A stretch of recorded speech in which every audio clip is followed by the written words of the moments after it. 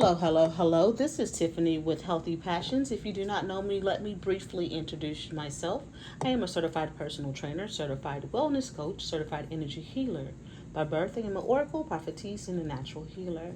Today, I want to give you part two of the universal law so that we can get all 10 of them posted.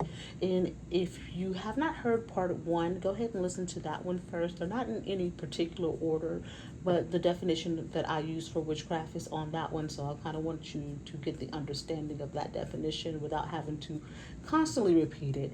So listen to part one first, and it will be in the types of witchcraft playlist. All right. So today we're going to start with universal law, the law of compensation. All right. The law of compensation. I am repeating these because I want you to write these down. All right, so the law of compensation. This law refers to the blessing and the abundance that flows into our lives as a result of the actions that we have taken.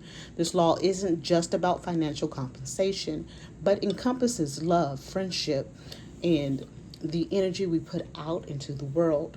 It teaches us that generosity and kindness are not just moral choices, but investments in our own well being. Remember, the energy and intention behind what we give to others will return to us in various forms. Also, remember that remember it is a form of self-harm to just keep giving to a person or a situation with nothing being returned. All right? So, the reason why I put the last part on there is because a lot of us, especially those who are chosen, who have these big loving hearts, we did not realize that if we kept giving ourselves and not getting restored or not getting anything in return of equal or more value, we didn't realize that that was a form of self-harm. It constantly left us depleted. It left our cups half full or even emptied. Think of it like this. We have a bank account. If we continue to withdraw from the bank account, eventually you run out of money, right? So what happens with this law, what it's stating is, let's say you take out $200, right? And you invest in a class for yourself. But this class teaches you how to run a candle making business, right? So you take that $200 and you still have money left, but you take that $200 to invest in that, and then you start this candle company, and in return you build a wonderful candle company. You have good customer service, you have a great business plan that is working, and you attain customers, and then you get abundance back from that transaction. So that is like a small example when it comes to like investing money, right? The same thing is true when it comes to our relationships. A lot of times men and women get with a broken partner, and that partner constantly takes from them their energy, their time, their effort, knowing that they were not going to give them the reciprocation that's needed to uphold that relationship. So that is a form of self-harm. So you guys need to make sure that that you are getting something in return for your time, your energy, and that something needs to be positive. It doesn't need to be negative, and it also needs to be of equal value, right? It may not be in the form of money, it may not be in the form of time, but it comes in different various ways. But make sure that you're not being used. This law is very important. Another example I'd like to give with this is especially if you're a light worker, or if you are in a spiritual practice.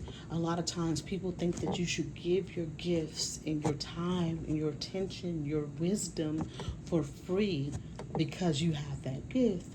But if they had a business, if they're providing a service, they want you to pay full price. That is not fair to the spiritual person. You need to make sure that you're being compensated for what you are giving to the world, right? All right, so number 5, the law of relativity. The law of relativity. This law teaches us that this law teaches us that every life situation is neutral and only our perspective gives it meaning. Each person will receive a series of problems for the purpose of strengthening the light within. right? This law is about understanding that the challenges are not just obstacles but opportunities for growth. It also encourages us to view our struggles in relation to others, so for comparison, so we can learn from other people's struggles as well, helping us find the empathy and gratitude that we need to learn as well. So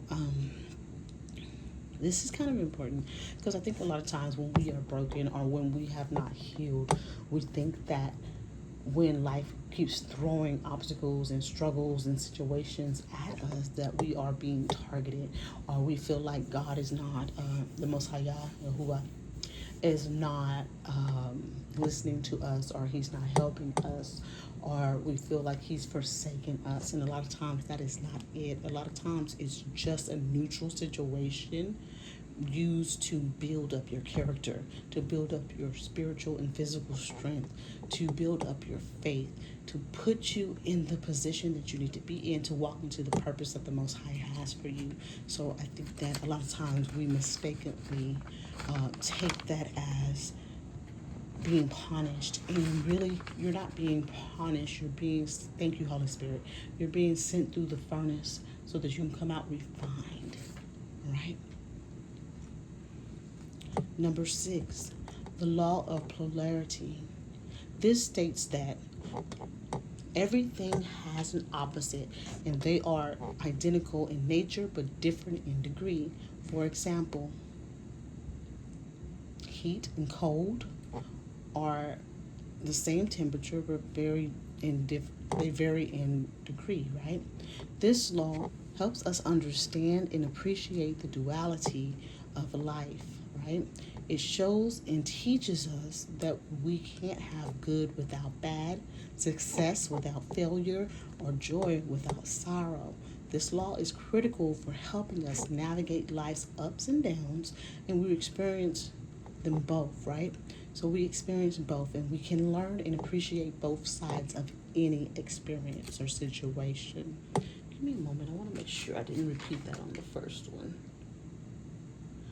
Okay, I didn't. All right, that law was similar to another one. I just want to make sure it wasn't repeated. All right, number 7, the law of rhythm.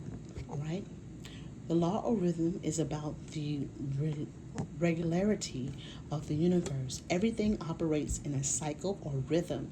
For example, the phases of the moon, then from the phases of the moon to the seasons, and then from the seasons to our personal lives, how things are connected and affected, right? The rhythm of things. This law teaches us that everything has its tides, it has its rise and fall, and its flow and its ebb.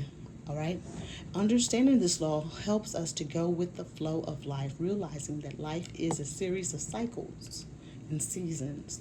When we're experiencing a low point, this law reminds us that a high point is on its way. This one is very near and dear right now, especially to the Yasharel, because it means that for a time when we were going through our 400 years of, of curses, and now that we are out of that on the other side, this law plays a very important part because it shows us that now it's time for things to, the cycle of that hard times has ended, and now it's going to be a cycle of better times. So this is a very important law to understand, and because it is a universal law, prophecy still stands. That means that no matter what happens, no one can stop the turn of the tides. No one can stop from us from becoming the tail to becoming the head. So I think that's very important. If I am breathing really hard, guys, my allergies are really bad, and I am doing my best to get this done for you guys. So I do apologize for that. The next one, number 8, is the law of gender. All right, the law of gender. All right, the law of gender manifests in all things as masculine and feminine energies. It is not just about biological sex, but about the qualities and energies present in all creation.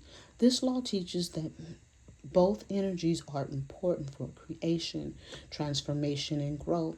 The law of gender is about balance. We all have masculine, assertive, analytical energy, and we all have feminine, nurturing, and intuitive energies, right, with us. So, regardless of our gender, embracing and balancing these energies is a key to our psychological and spiritual wholeness. Balance is the key, right? So, this is very important. I think this is one of the most disrespected spiritual laws that people have. I think that people take this law to the extreme when it comes to perversion, but it is what it is. I am going to do a live on this and kind of go into that a little more to tell you what I mean by this law being disrespected often in our society, but I didn't want to hold this too long. Now, there are two more. Let me see if the Most High will let me put this on this video, or if he wants a separate one.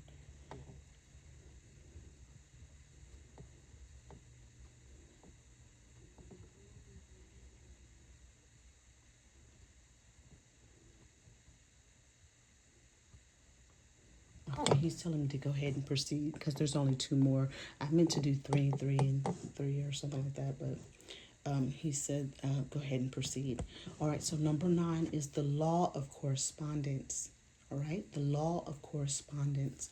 This law is about patterns repeating at different scales.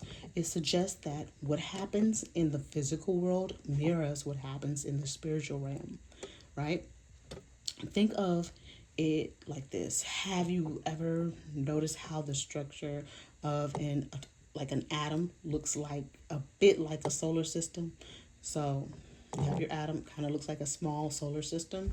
An example of this in just like a term that we use all the time, not realizing that we are referencing this universal law. A good example of that would be the term as above, so below. All right, this law tells us that the same rules apply everywhere, just at a different levels or a different scale. 10. The law of vibration. This law states that everything in the universe is in a constant motion, vibrating at different frequencies, from the smallest particle to the largest stars. This law underscores the dynamic nature of the universe. Even our thoughts and our energy, our movements have vibration to them, and that is something that I wanted to expand on the live as well. So let me make sure that I got every single one, which I think I did. 2, 3, 2. Let's see. Yep, it looks like I have them all. So I'm going to go ahead and post this now. Now that I have this posted, I can go ahead and start the live on each one this week. Or I'm going to expand and give more information on each law. All right, I love you guys. I'm going to post this. Have a great night.